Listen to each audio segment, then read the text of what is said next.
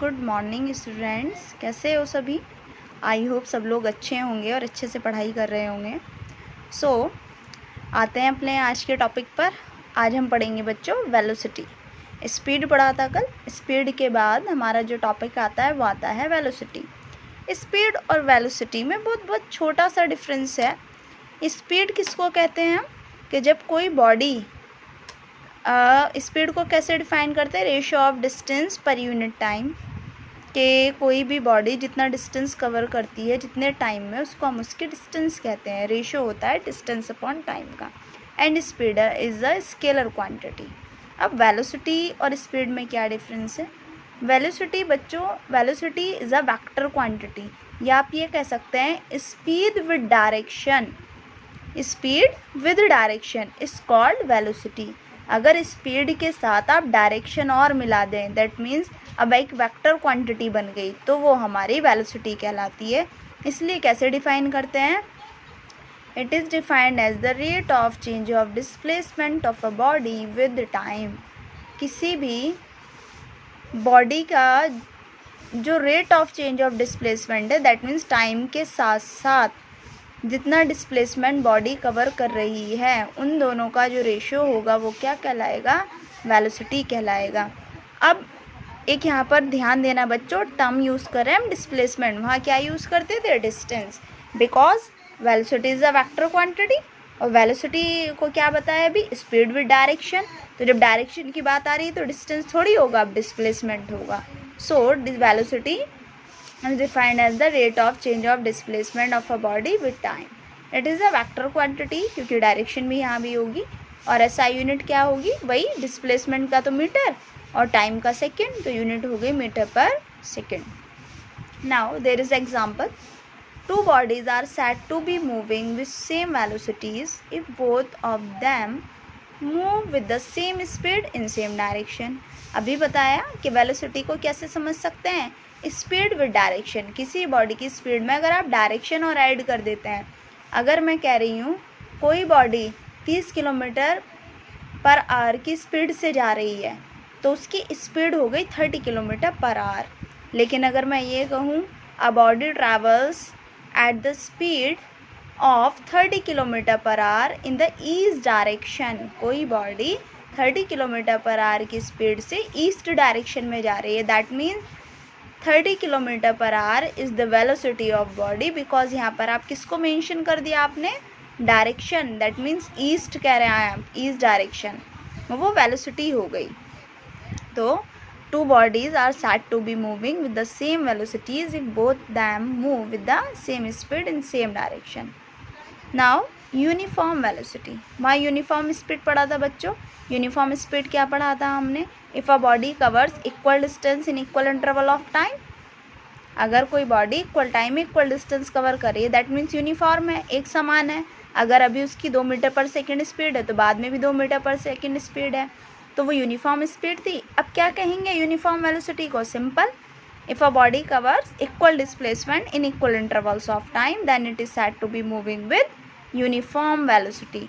अब भाई अगर इक्वल डिस्प्लेसमेंट कवर कर रही है ना, क्योंकि डिस्प्लेसमेंट में डायरेक्शन ऑलरेडी इंक्लूड हो गई, तो हम कहेंगे कि वो क्या है, उसकी वेलोसिटी नहीं चेंज होगी और वो हमारा क्या कहलाएगी, यूनिफॉर्म वेलोसिटी। एग्जाम्पल है, a body once started on a frictionless surface moves with uniform velocity। बहुत कोई स्मूथ फ्लोर है, बहुत ज़्यादा स्मूथ है, चिकना फर्श है, आपने एक बॉल की डाल दी उस पर। अब बॉल एक ही स्पीड से, और ऑब्वियस एक डायरेक्शन भी होगी उसकी, एक पर्टिकुलर डायरेक्शन होगी जिधर बॉल जा रही होगी, तो क्या कहेंगे, वेलोसिटी क्या होगी उसकी, यूनिफॉर्म वेलोसिटी होगी। अगेन वही फॉर्मूला, वेलोसिटी इक्वल्स टू होता है displacement upon time, then displacement is equals to velocity into time. Next है नॉन यूनिफॉर्म और वेरिएबल वेलोसिटी। अब नॉन यूनिफॉर्म और वेरिएबल वेलोसिटी को क्या कहेंगे, if a body covers unequal displacement in equal intervals of time.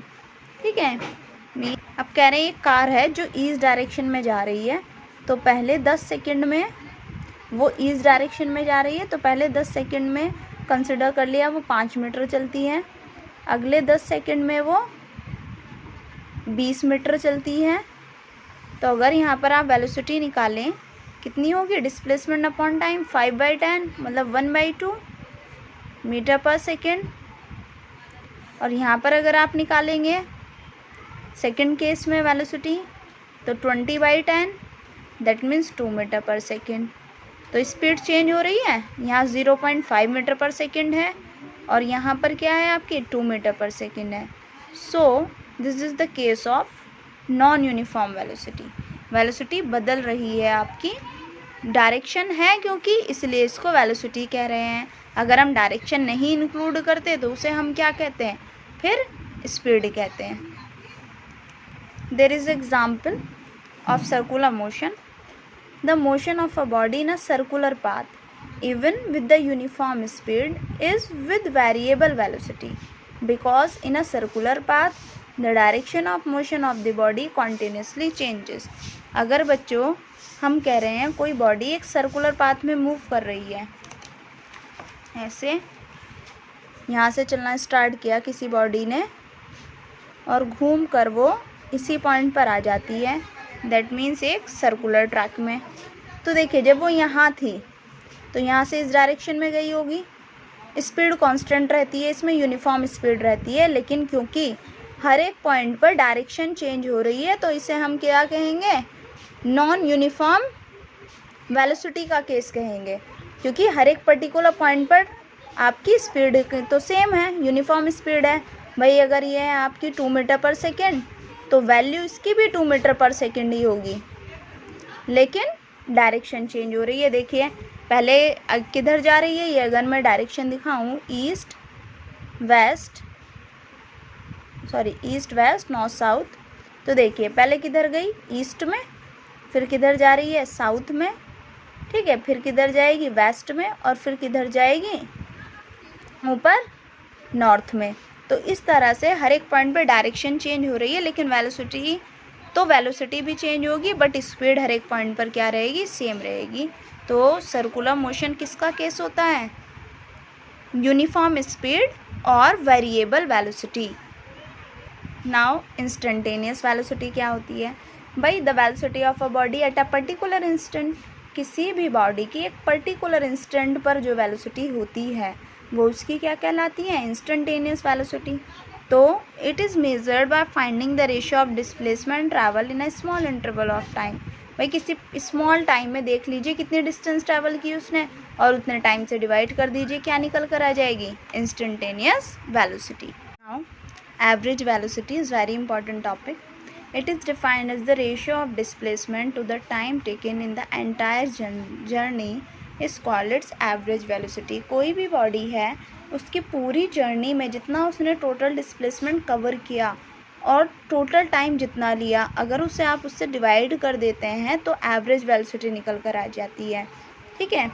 Note है the average velocity of a body can be zero even if it's average speed is not zero, कि जो average velocity है किसी body की वो तो zero हो सकती है जबकि एवरेज स्पीड ज़ीरो नहीं हो सकती है, ठीक है।